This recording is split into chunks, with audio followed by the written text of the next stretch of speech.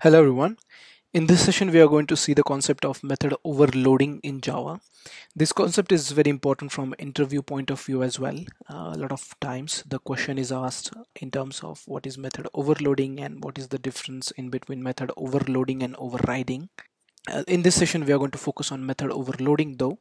For the overriding part, we will see it in the future when we'll see the concept of class inheritance.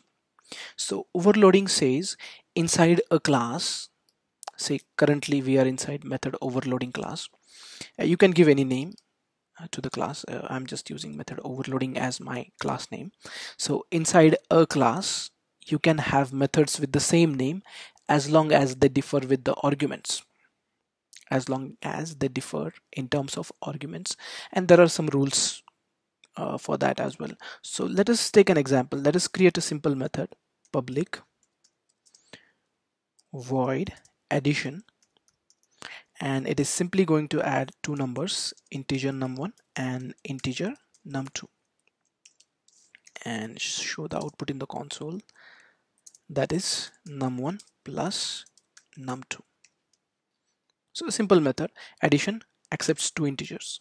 Now if I want to create another method that accepts and adds two double values, not integer but two doubles, can I do that? Yes. So I can create the exact same method addition as long as I'm providing the parameters differently, the arguments differently. Like in this case, if I make int as double here and second argument also as double. So now what this will do, the second method also has the same name, and only difference is the data type of the arguments. First method is accepting two integers, second method is accepting two double values. Now let us say I want to create another addition method that accepts one integer and one double. That is also fine.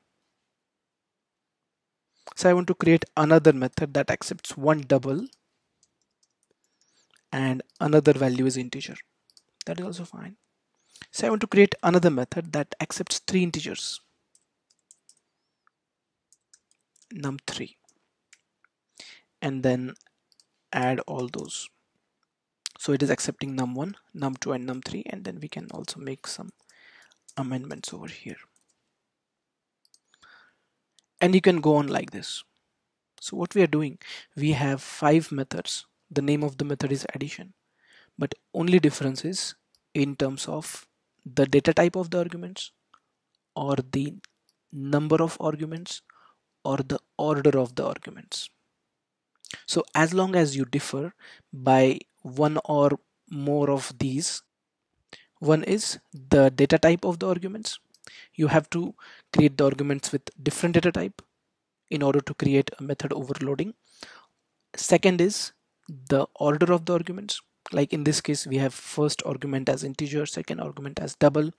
In this addition method, we have first argument as double and second is integer, or the number of arguments, 3. So as long as you differ in terms of data type, second is the number of arguments, and third is the order of the arguments. So either by using one or more of these, you have to show the difference in terms of arguments, and then Java allows you to create the methods of the same name. Now how does Java call these methods? Let us go to the temp class where we have a main method and create the object of method overloading class.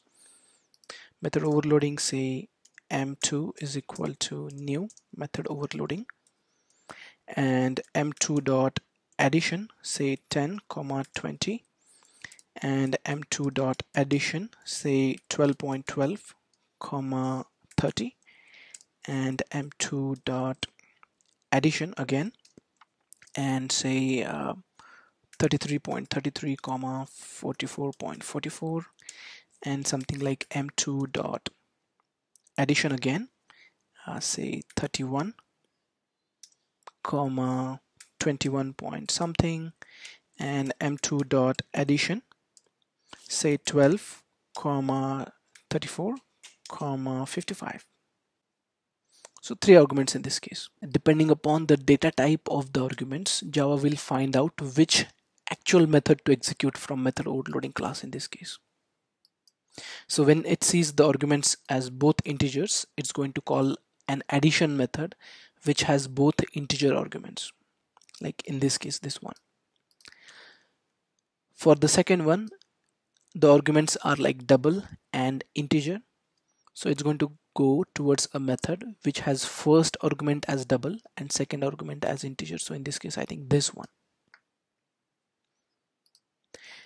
So over here we have two arguments as double, so it'll go to the method which has both the arguments at double and execute that. So looking at the data type of the arguments, looking at the arguments basically, it will find out the exact method to be executed. Okay, this is the concept of method overloading in Java. Now note, I am saying that data type of the method should be different, not the name. Like in sometimes I see people do mistakes like say int a and int b, and they will do like a plus b over here, and they say that we are creating the difference in terms of arguments, but that is not true. See, over here we have int num1 num2, int a and b, and they are different, so Java should allow. No, Java does not look at the name of the arguments. Name does not matter, it can be anything, it's the data type.